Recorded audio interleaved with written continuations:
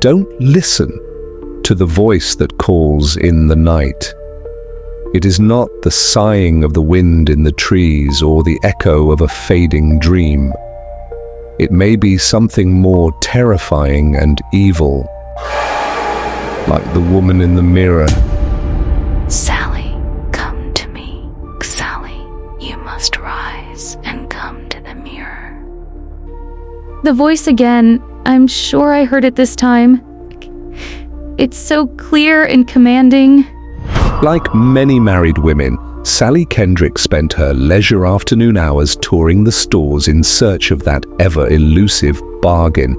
Sally found it, and the hedging of the antique dealer only sharpened Sally's desire to own it. For the money she paid, the mirror was a definite bargain. Please have the mirror delivered to my address as soon as possible. I'm going to have it mounted over my vanity table. I still feel you should know more about the mirror. It has a unique history. If you can spare a little time to hear its story, I'd be... But Sally, of course, was in a hurry. She had no time to waste on listening to silly old legends, not while there was dinner to prepare. Later that week, the mirror was mounted in Sally's room, a tribute to her trader's instinct. That mirror was a wonderful buy. Clear, glistening crystal. It was almost like looking through a window into another room. How strange. I'm not frowning yet. My reflection seems to be... Oh, but that's ridiculous. Of course, it was probably the lighting in the room. That was it. The lighting. Light often plays tricks on the senses. It was the logical explanation, but something inside Sally didn't accept it. It's a very lovely face. And I don't blame you for staring at it, but it's time we were on our way, darling. Oh dear. I'm sorry. I must have been daydreaming. Let's get started, Sally. You may be the guest of honor, but it's still impolite to keep the others waiting. I'm ready. It's impossible. Impossible.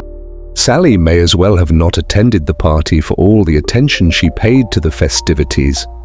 Her mind was occupied with a persisting thought, an incredible thought.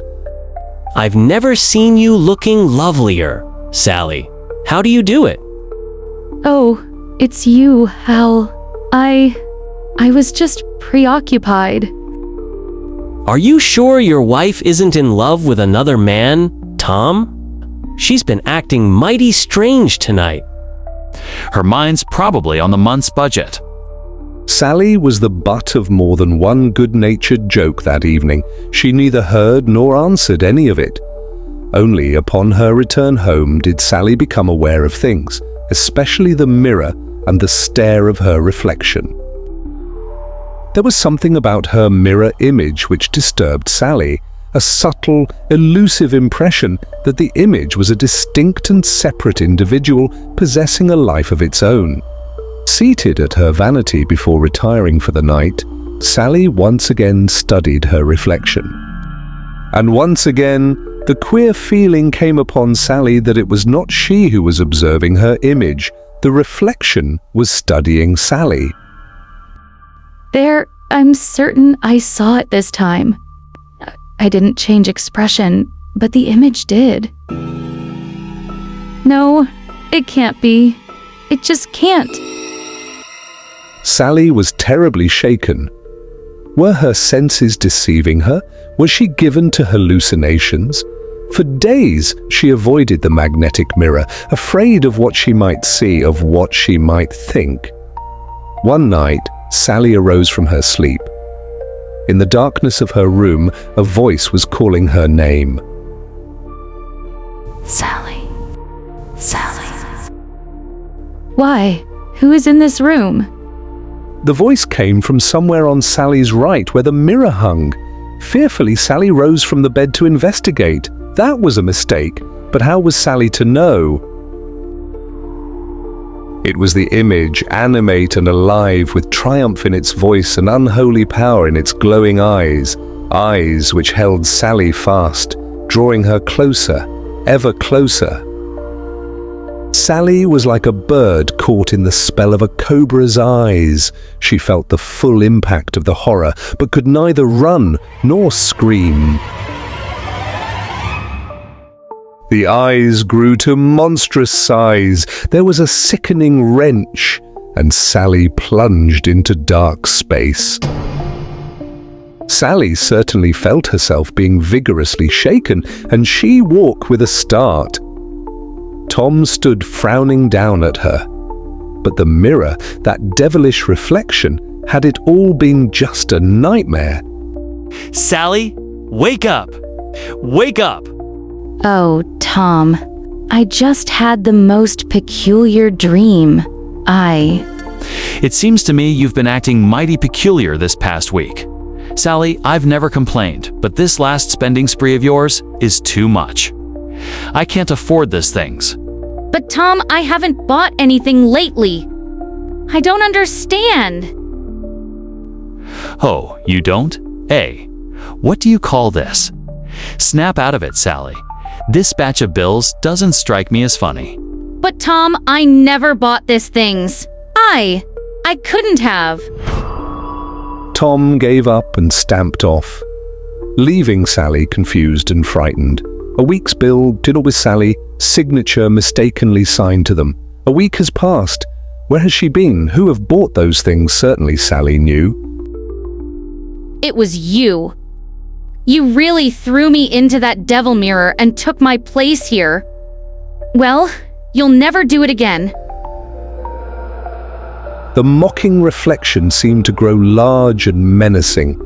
Once again, Sally looked into those evil, burning eyes, felt them fastened on her brain.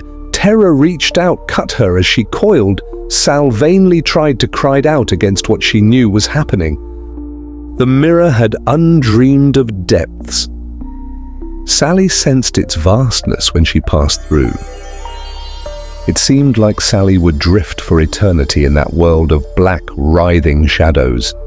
When she came to, it was only to find herself imprisoned in the mirror, looking out into her own room. Now occupied by another woman, a woman who could have been her twin. The fiendish image. So you are awake. Are you Sally? Or should I call you my mirror image? That's why you are now, you know.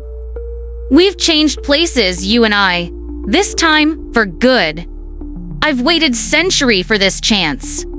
Sally was almost consumed by the utter hopelessness of her position, but she could do nothing. She was a prisoner, an illusion. Just then, Tom entered the room. Ready, Sally? Don't touch her, Tom. It's a hellish monster you hold in your arms. They were words that Sally tried, but couldn't speak. Over Tao's shoulders, the evil imposter smiled, her mocking smile. A moment later, Sally watched them leave arm in arm, and she was left alone to despair in the darkness. The prospect of spending an eternal existence as a reflection sent Sally's whirling thoughts in search of a plan to break free. When the evil one returned that night, Sally made her effort. Aren't you afraid to go to sleep knowing that I am waiting for you? Don't you dare threaten me!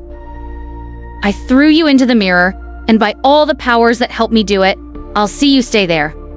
That was what Sally was hoping for, to get the she-demon for the mirror, where Sally could hurl the full concentration of her will, the very force of her entire being, in an attempt to trap the will of her adversary. What are you doing? No, I won't let you. It was a silent, terrible struggle for domination. Sally fought with every ounce of her willpower. Something evil and dark screamed in her brain. Sally felt herself lurch outward and found herself on the floor of her room. The voice of her image still clamored and shouted vile oaths in Sally's mind. Sally meant to still it forever. Her fingers curled about the heavy candlestick on her vanity. Scream, you devil. Scream all you want to, but you will never imprison me again. Never, never.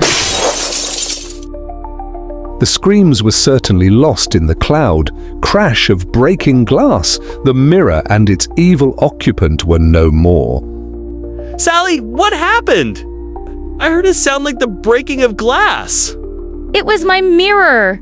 Accidentally smashed it. Blast the mirror. As long as you are not hurt, and no worry about it, you can always buy a new one. And that's what Sally did. She bought a new mirror of standard make manufactured without benefit of legend or spell, and guarantee a well-behaved image which was content to just imitate the movements of its living model. The end.